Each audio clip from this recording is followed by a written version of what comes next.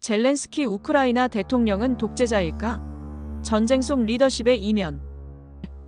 푸틴의 침공에 맞서 전 세계의 지지를 받는 우크라이나의 영웅 볼로디미르 젤렌스키. 하지만 최근 일각에선 그를 전시 독재자라 부르며 비판의 목소리가 커지고 있습니다. 과연 그는 민주주의의 수호자인가? 아니면 권력을 독점한 독재자인가? 오늘의 영상에서 팩트로 파헤쳐봅니다. 1. 젤렌스키의 권력 집중 전시 체제의 필수학인가? 독재의 시작인가? 비상권한 확대. 2022년 2월 러시아 침공 직후 젤렌스키는 계엄령을 선포하며 언론 검열, 정당 활동 제한, 재산 동결 등 광범위한 비상 조치를 발동했습니다. 팩트체크. 우크라이나 헌법 106조는 전시의 대통령의 권한 확대를 허용하지만 민주적 통제를 전제로 합니다. 의회 장악. 젤렌스키 소속 정당인 인민의 종은 2020년 지방선거에서 압승하며 국회 450석 중 240석을 차지. 주요 법안을 빠르게 통과시키며 견제장치 무력화. 반론 전쟁 상황에서의 신속한 의사결정은 필수적이라는 지지층의 주장. 2. 반대파 탄압국가 안보대 정치적 보복. 칠러 성향 정당 11개를 2022년 3월 불법화하며 25%에 달하는 국회 의석을 박탈. 팩트체크. 유럽인권재판소 ECHR는 전시 상황을 고려해야 하지만 기본권 제한은 비례해야 한다고 경고. 종교단체 억압. 2023년 우크라이나 정교회 모스크바 소속의 활동을 전면 금지하며 종교계 재산 몰수. 논란. 푸틴의 오열 척결대 소수 종파 탄압. 3. 언론 통제. 가짜뉴스 규제의 양면성. 독립 언론사 폐쇄 보도. 정보전쟁의 도구. 2022년 3월 20개 이상의 언론사 라이선스 취소 및 칠러 콘텐츠 생산자 처벌 법안 가속화. 팩트체크. 국제언론자유단체 리포터스 위드아웃 보더스는 우크라이나의 언론 자유 순위가 2023년 79위로 22계단 하락했다고 보고, 젤렌스키의 직접 방송 매일 밤 SNS와 TV를 통해 국민에게 직접 연설하는 모습이 개인 숭배 문화로 비판받음. 4. 대통령 임기 연장. 민주주의의 후퇴. 2024년 선거 포스터 디자인 논쟁. 선거 무기한 연기. 2024년 3월 예정된 대통령 선거를 전쟁 중 안정 확보를 이유로 무기한 연장 추진. 팩트체크. 우크라이나 헌법은 전시의 선거 연기가 가능하지만 서방 언론은 푸틴도 같은 논리로 집권 연장 중이라 지적. 지지율 관리. 전쟁 초기 90%에 달하던 지지율이 2023년 말 72%로 하락하며 긴축 정책에 대한 불만 증가. 5. 서방의 침묵. 악의 축대. 필요한 악. 이중 잣대 논란. 미국 EU는 러시아의 인권 탄압을 규탄하면서도 우크라이나의 비민주적 조치에 대해선 눈 감는 중. 키데이터. 우크라이나의 2022-2023년 동안 1,350억 달러의 군사경제 원조 제공. NGO의 경고. 국제 엠네스티는 2023년 8월 보고서에서 우크라이나 정부가 전쟁을 구실로 시민권을 침해하고 있다고 비판. 6. 반박. 젤렌스키는 왜 독재자가 아닌가? 필사의 리더십. 키이우에 잔류하며 사망 위험을 무릅쓴 행동이 국민적 신뢰 확보. 제도적 견제. 여전히 헌법재판소가 2023년 정부의 계엄령 확대 조치 일부를 무효화한 사례 존재.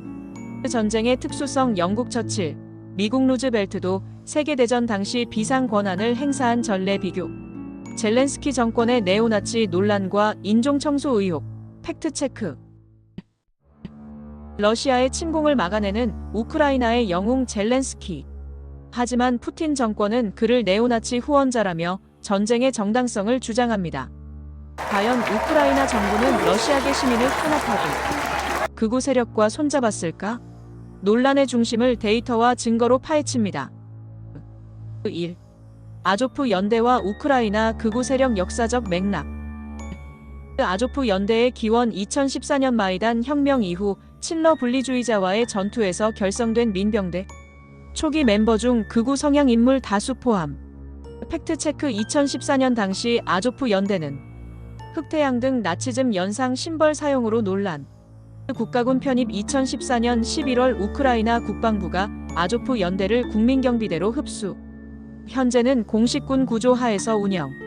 반론. 2022년 이후 아조프 연대 내 극우 계파는 해체되었으며 대다수 병사는 우크라이나 국민으로 구성되었다는 주장.